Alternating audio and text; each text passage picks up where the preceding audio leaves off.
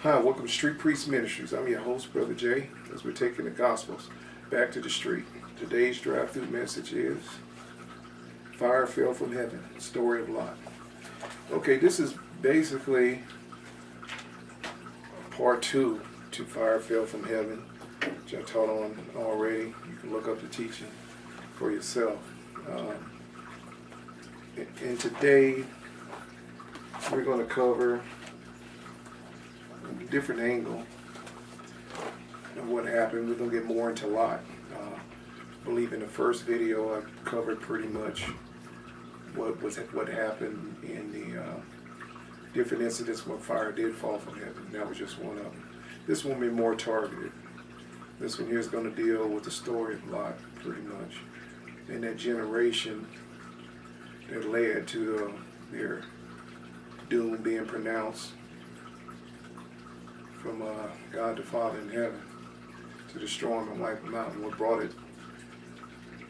it to that type of climax. That's what we're going to cover.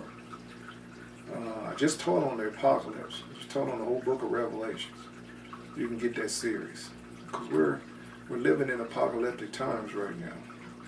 Matter of fact, the Bible said it's the days of Noah and Sodom and Gomorrah. It sure would be the days of the coming of the Son of Man, where sin is rampant,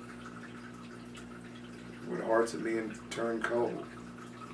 You're seeing raping and pillaging going across the Middle East, people getting killed wholesale, injustice around the world. You got Fat Boy, Pillsbury Doughboy over there in North Korea doing his thing, popping off missiles, terrorizing everybody in the state of his country, abject poverty and concentration camps, and his people being killed wholesale by the thousands. And you can go to Iran, you can go around the world, turmoil. United States, you got upheavals here. You got anarchist groups going crazy over here, trying to, burning the flag, trying to destabilize this country. You got sedition at the highest levels going on. To usurp power that was granted to us under the Constitution and snatch it from we the people and set up some type of tyranny, totalitarian, fascist system, communist/fascist system to replace it. So the whole world's in turmoil. That's why I'm teaching on apocryphal events, to show nothing new under the sun, pretty much. That's why we're doing this. And for you to relax and understand God's in control. He's going to have a final say-so. All right. So turn in your Bibles to Genesis 18:6. Now, Lot, his name means veil, which I find interesting, because Apocalypse, Revelations means unveiling. And Lot was an embryonic symbol of the wrath of God against unrighteousness of men's sin, that he rained fire down from heaven and destroyed them. Destroyed them all. And burned them up to a crisp. Even their bones were charred in ash. That's God's fire we're talking about. In Genesis 18, by the way, you can go to my social media sites. I have absolute proof. I'm one of those that just don't throw things out there without backing it up, even when it comes to God's word. God's word's a fact, not fiction, my friend. Ron White has already found Sodom and Gomorrah and proved it. Archaeology, science has backed it up. You even had Josephus in history that recognized Sodom and Gomorrah, where it is, where the Salton Sea is, outside, south of Jerusalem. Those plains, where you can still see the sulfur and the ash and modules of brimstone that you can lighten and still burn at a high rate. We're talking 90% grade of sulfur. Not found nowhere in the region or anywhere, period, in the whole geographical area. In nature alone, even from a volcano, highest grade you get is 40%. This was a 90%. This was heavily sulfur. This is like thermite. God burnt everything, the stone, the bones, the people, everything to ash. And the configuration of the buildings are still seen, where it once was built in the charred ruins. And science has backed up the Bible as usual. Archaeology and science go hand in hand, proving God time and time again. What God said, these are not fairy tales in the Bible, this is actual fact. God declared it. It can be proven, like anything else in history. Now, to give you a backdrop on Lot. Lot was Abraham's nephew. Abraham is Lot's uncle. He's the nephew of Abraham. And his brother was Haram. Now, according to the Apocrypha, a book called the Book of Jasher, it gave you very good detail of what was going on in Sodom and Gomorrah. And also the backdrop on Abraham and Haram. But according to the book, Nimrod, who was the founder, him and his witch wife, Semiramis, of the ancient occultic religions, their son Tammuz, the false satanic trinity, sun god, reincarnated sun god, mother, goddess worship of all the ancient cultures that just branched off into different names around the world. God dispersed them in Babel, which means confusion, the Tower of Babel. You can read about in Genesis. But anyway, Abraham took Tara. Tara was a prince in the court of Nimrod, according to the Apocrypha. And he was an idol worshiper, and he was with this false religion that Nimrod had set up. The first tyrant, the first Antichrist. So anyway, Abraham broke up his idols one time. He just went and destroyed his little temple. And Tara was really upset about that. So he handed Abraham over to Nimrod to be judged and sentenced. And also his brother Haram. They were sentenced to death by fire. It's like Shadrach, Meshach, and Abednego, thrown into a furnace. It was heated up pretty hot. They were bound and clothed and everything, just like Shadrach, Meshach, and Abednego and Daniel. But God delivered him out of the fire, according to the Apocrypha. This brought great fear on everybody. Of course, it was a supernatural event like that. But anyway, Haram was burnt up because God said his heart wasn't right. He was wishy-washy with his faith. He was both. He had idols that he also. He said, well, just in case God rolled with Abraham, I'll cover myself with the idol and doing my ritual. So he wasn't right. So he burnt up in the fire. So Abraham had this sentimental attachment to his son, which was Lot.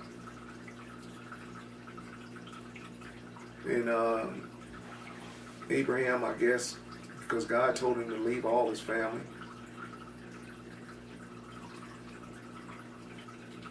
And he did.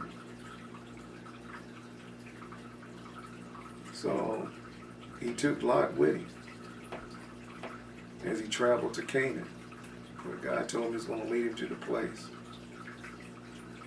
of milk and honey for his descendants, and him to walk the land in faith. And every square inch that the sole of his foot touched, that land was going to be given to his descendants. So if Abraham walk 200 square miles, and he promised them his descendants would be as the sand of the sea and the stars of heaven. So he had to have a lot of faith. So he did.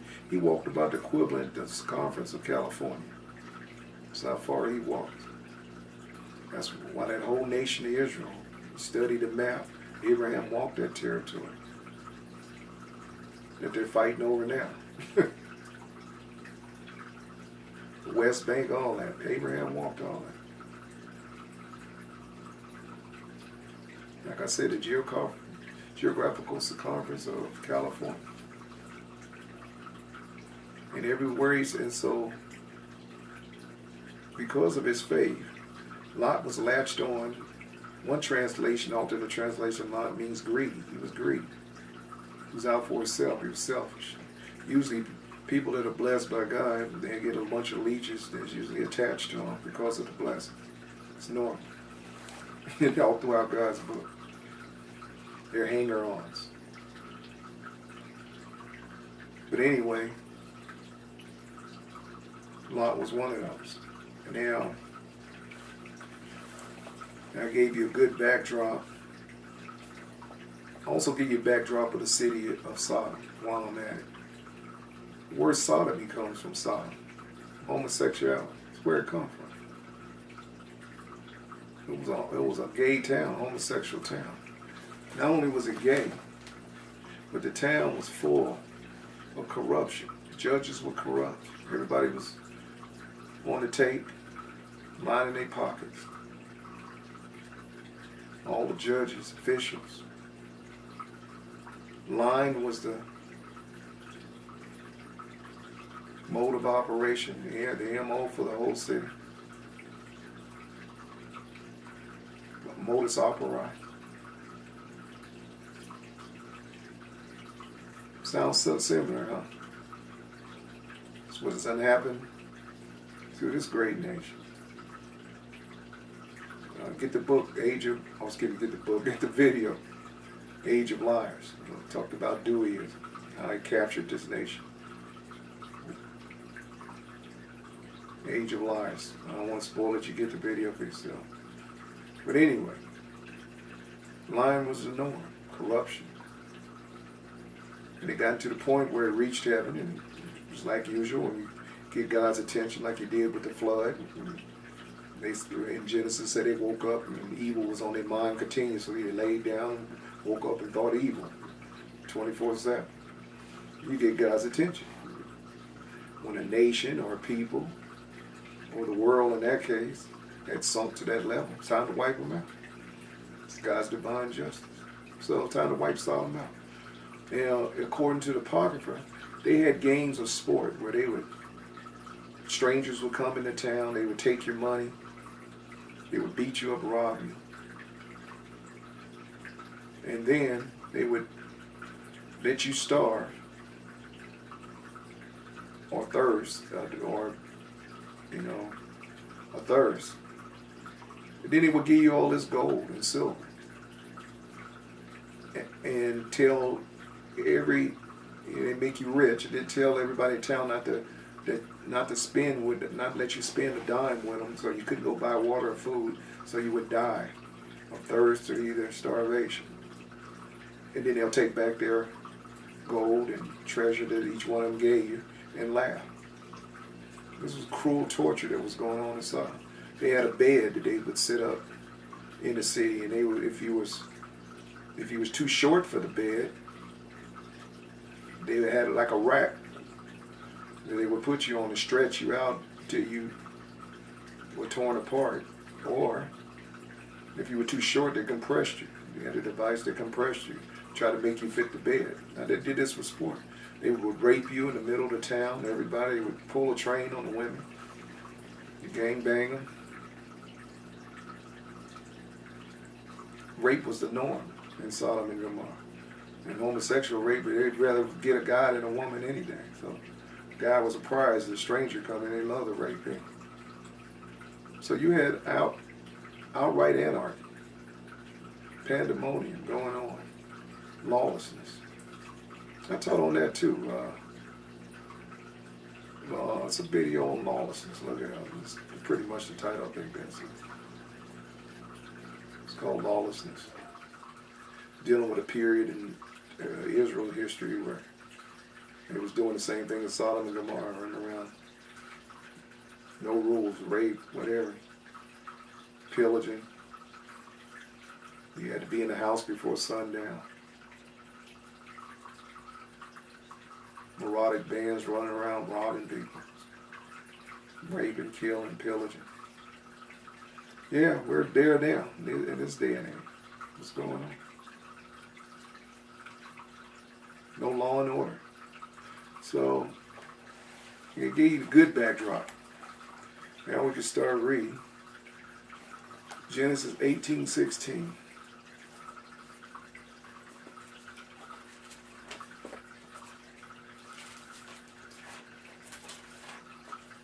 See, God's always going to have the last word. You find that out time and time again as we've read this book from Genesis to Revelation, haven't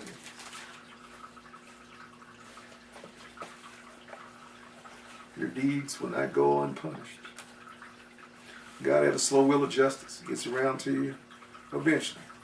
It doesn't necessarily get you right away. Sometimes it's the next life he'll get you. It's what hell and the lake of fire is about. All right, Genesis 18:16.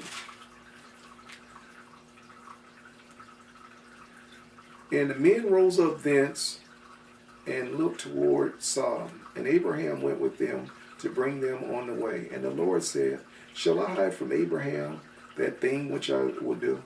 Now God's debating, should he tell Abraham, because he loved Abraham like a son. So he was going to wipe Sodom out with Lot in it, his nephew. The nephew was corrupt too. We'll read about it. Corruption that affected him. He wasn't as bad as them, but you'll see some traits. And the Lord says, shall I hide from Abraham that thing which I should do? Seeing that Abraham shall surely become a great and mighty nation, and all the nations of the earth shall be blessed in him. For I know him, that he will command his children and his household after him, and they shall keep the way of the Lord to do justice and judgment, that the Lord may bring upon Abraham that which he has spoken of him. And the Lord said, because the cry of Sodom and Gomorrah is great, and because of their sin is very grievous, I will go down now and see whether they have done altogether according to the cry of it, which is come unto me, and if not, I will know. And the men turned their faces from thence, and went toward Sodom. But Abraham stood yet before the Lord. And Abraham drew near and said, wilt thou also destroy the righteous with the wicked? Maybe there be 50 righteous within the city. Wilt thou also destroy and not spare the place for the 50 righteous that are therein? He said, you ain't going to wipe out a whole city if there's 50 righteous in it, will you, Lord? That's not fair. That be far from thee to do after this manner, to slay the righteous with the wicked. Kill them all, let God sort them out. That's an old saying. That be far from thee after that manner, to slay the righteous with the wicked, and that the righteous should be as the wicked. That be far from thee. Abraham's becoming an attorney, and he's a defense attorney. Shall not the judge of all the earth do right? Now here you go. And it's saying, God, that ain't fair. How many times we heard that in the scripture? It ain't fair, God. And the Lord said, if I find in Sodom 50 righteous within the city, then I will spare all the place for their sakes. God gonna play his game. He said, okay, I'll spare it if I find 50. If not, I'm gonna wipe them out. So Abraham didn't like them odds, so here he come again. Abraham answered and said, behold now, I have taken upon me to speak unto the Lord, which am I but dust and ashes. He said, I'm just a mortal man, but can I speak to you, Lord? I'm the defense attorney here. Maybe there shall lack 5 of the 50 righteous. Wilt thou destroy all the city for lack of 5?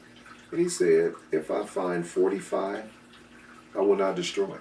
So Abraham's going down in numbers there. And he spake unto him yet again and said, maybe there should be 40 found there. And he said, I will not do it if there's 40.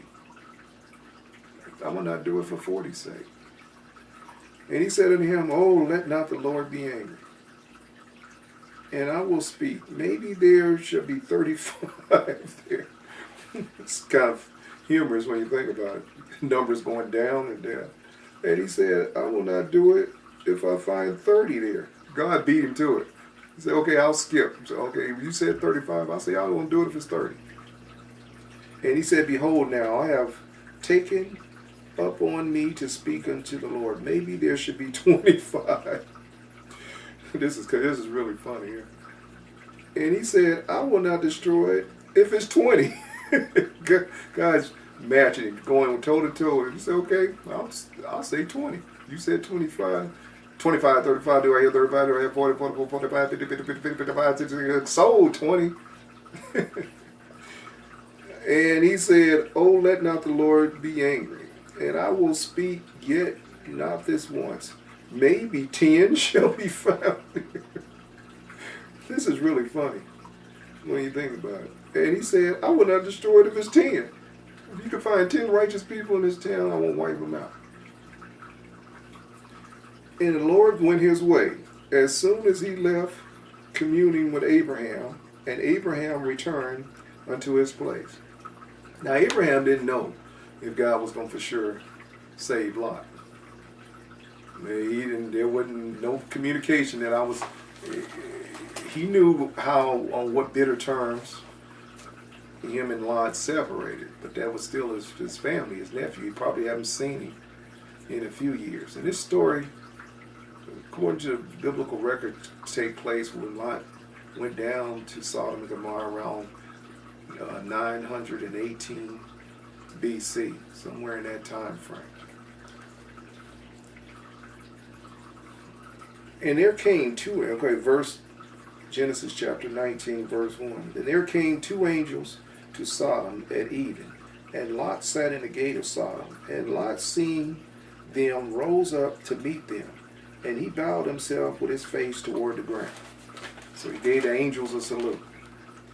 And he said, behold now, my lords, turn, I pray you, into my servant's house, and tarry all night, and wash your feet, and ye shall rise up early. Now they had a custom in those days. If a stranger was came to town, you could be entertaining an angel. So they was given the utmost respect and hospitality. Highest order. It's just a custom, because you never know. But the angels could disguise themselves as men. So strangers was treated with great reverence. And he said, behold now, my lords, turn, I pray you, into the servant's house, and tarry all night, and wash your feet, and ye shall rise up early, and go on your ways. And they said, nay, but we shall abide in the street all night. He said, no, we'll stay outside your door. We ain't going to come in your house. And he pressed up on them, because he knew how wicked this city was. He was, I don't want these guys out there. I know what's going to happen. They're going to get raped. And he pressed up on them greatly, that they turned into him and entered into his house. And he made them a feast, and did bake unleavened bread, and they did eat. But before they lay down, the men of the city, even the men of Sodom, compassed the house round about, both old and young. All the people from every quarter, they came from everywhere. All over the city, a mob assembled around Lot's house to rape these 2 men that came to town. They said, fresh booty. It's a booty call. Let us in. So here they come. and they lay down this is true. But before they lay down, the men of the city, even the men of the Sodom, compassed the house round, both old and young, all the people from every quarter. And they called unto Lot, and said, where are the men which came in thee last night? Bring them out unto us, that we may know them. Oh, fancy, flowery King James language, that we may rape them. And we want to rape them. Let me slow down. We want to do something vile unto them, that we may know them. But I tell you, this King James and their flowery language gets to me sometimes. You can read the actual language, you guys would be shocked. You know, what they really are talking street, just like when I'm off this camera, I talk street.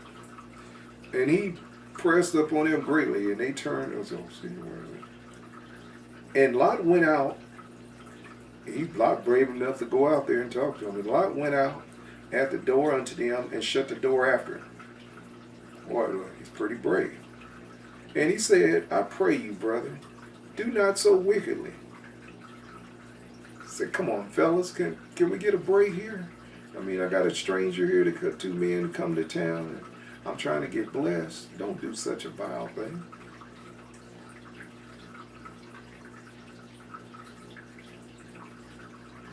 And he said, I pray you, brother, do not so wickedly. Behold now, I have 2 daughters, which have not known a man. Now this is the part that gets to me. He said, I got 2 virgin daughters. He's going to give up his 2 virgin daughters for these 2 strangers that came to town. Behold, I have 2 daughters, which have not known men.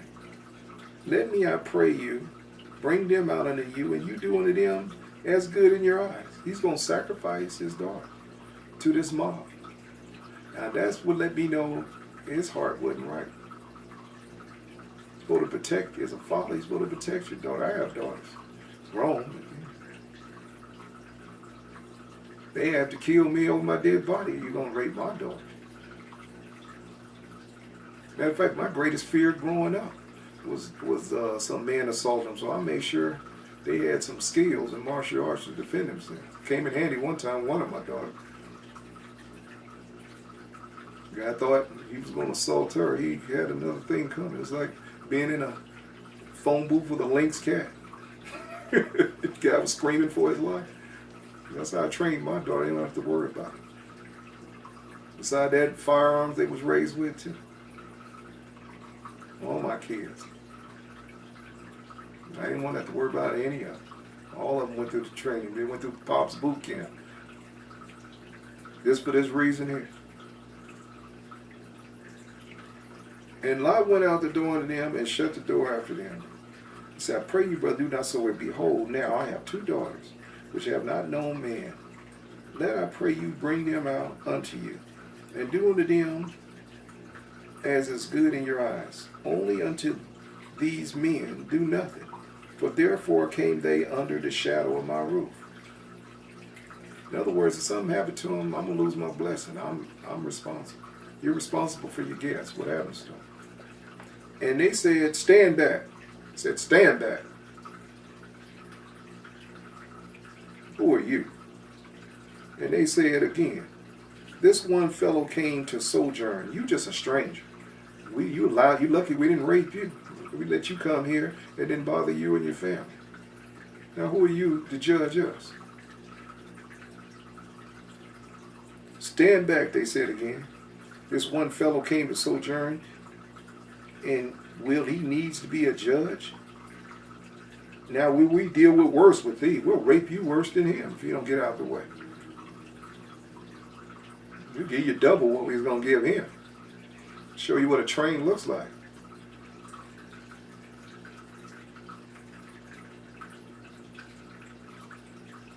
And they pressed sore upon the man, even Lot, and came near to break the door. Now Lot's trapped between him and this mob, and they're ready to break the door down at this point. He could pressure all these bodies pressing him. I'm sure he was flat up against the door, trying his best to guard the door. To say these 2 angels in disguise hides, he was thinking.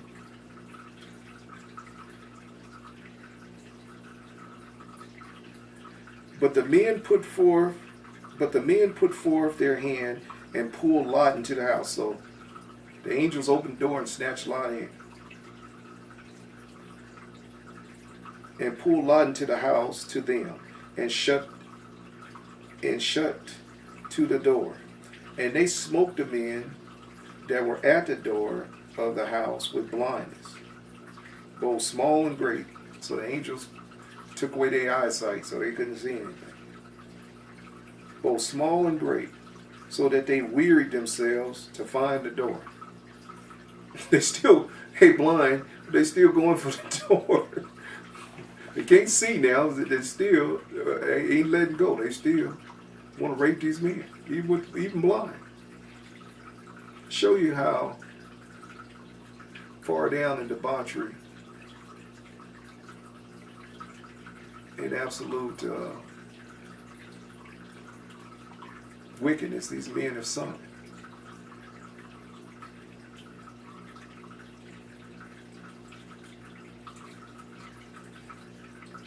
And they smote the men that were in the door of the house with blindness, both small and great, so that they wearied themselves to find the door. And the men said unto Lot, Hast thou here any besides son-in-law, or thy sons and their daughters, and whatsoever thou hast in this city, bring them out of this place, for we will destroy this place. Pronouncement of doom on the city of Sodom and Gomorrah. For we will destroy this place, because the cry of them is waxing great before the face of the Lord, and the Lord has sent us to destroy it. And Lot went out and spake unto his sons-in-law, which married his daughters, and said, Up, get you out of this place, for the Lord will destroy the city. But he seemed as one mocked unto his sons-in-law. Ha, ha, ha. Whatever, man. That's how it is when doom is looming. And you got the naysayers that think life is going to go on a straight continuum like it always has. Nothing's going to change. No cataclysms here. His daughters had said, Up, get you out of the place, for the Lord will destroy the city. But he seemed as one mocked unto his people. He might as well have been a drunken man. And when the morning arose, then the angels, because Lot's dragging his feet, he was supposed to have been up out of there. Remember, Lot's greedy, so I can imagine him trying to pack his